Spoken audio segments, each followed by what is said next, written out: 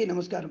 ఈరోజు మనం 29/12/2023 శుక్రవారం రోజున ఉన్నటువంటి పంచాంగ వివరణ గురించి తెలుసుకుందాం. ఈరోజు శ్రీ శోభకృత్నామ సంవత్సరము, దక్షిణాయనము, హేమంత ఋతువు, మార్గశిర మాసము, బహుళపక్షము, విధియ ఉదయం 8 గంటల వరకు ఉండి తదుపరి తదియ ప్రారంభమవుతున్నది.